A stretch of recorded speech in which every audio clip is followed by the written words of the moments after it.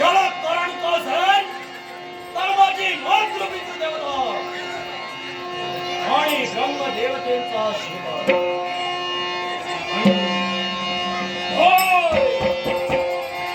सतगुणांची आठवण झाली की जळपायाच्या आगमस्तकाला जाऊ शकतो. याला कारण का असेल? याला कारण का असेल तर ते 33 कोटी देव. होय होय, ते 33 कोटी देव. या 33 कोटी देवतांनी केले ते काय? कप्ताचं आचरण.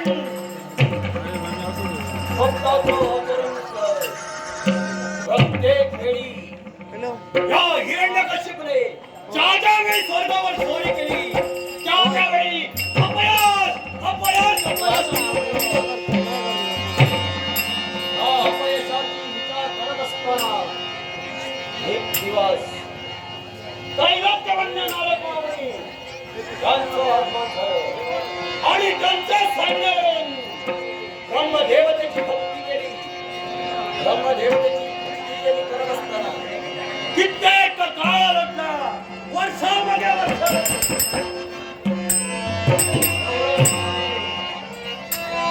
हिरण्यकश्यपूने पायाच्या एकांतावर ब्रह्मदेवतेची एकनिष्ठतेने भक्ती केली आणि ब्रह्मदेवतेला प्रसन्न करून घेतलं. ब्रह्मदेवतेला प्रसन्न करून घेऊन अमरत्वाचा वरदान. होय, अमरत्वाचा वरदान. अमरत्वाचं वरदान मागितलं पण ब्रह्मदेवतेने पण हा लंगा शब्द घेतला. पण हा लंगा शब्द ऐकताच देवाला मी विचारलं, हे देवा, मी तुझी एकनिष्ठतेने भक्ती केली पण हा लंगडा शब्द का? त्यावेळी ब्रह्मदेव म्हणाले, जो जो या जगात आलाय तो केव्हा ना केव्हा तरी जाईल.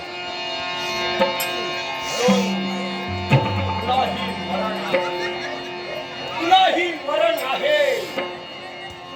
त्यावेळी देवाला सांगितलं, देवा, मला तर मरण आहे तर एकच कर, ना मानव, ना पशु, ना पक्षी, ना देव, ना दानव कोणाकडूनही मला मरण नको. देवाने तथास्तुचा आशीर्वाद दिला. मनाला समाधान वाटलं पण विचार करतोय तर एकाच गोष्टीचा एक सारखा विचार करतोय. मनाला स्थिरता नाही. ज्या वेळी आता काळाची आठवण झाली की कळपायच्या अवस्थेला होते. येऊ दे.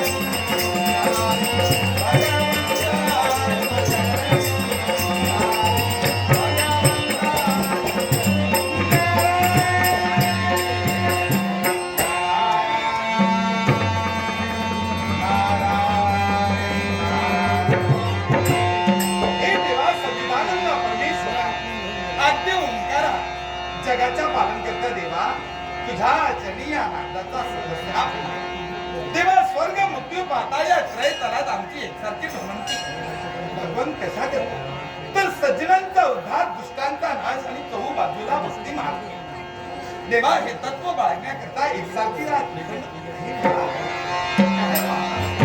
बोलण्याच्या नादात लागण्याच्या वेगात केव्हा आमची पावलं आलंय तर खरा आलाय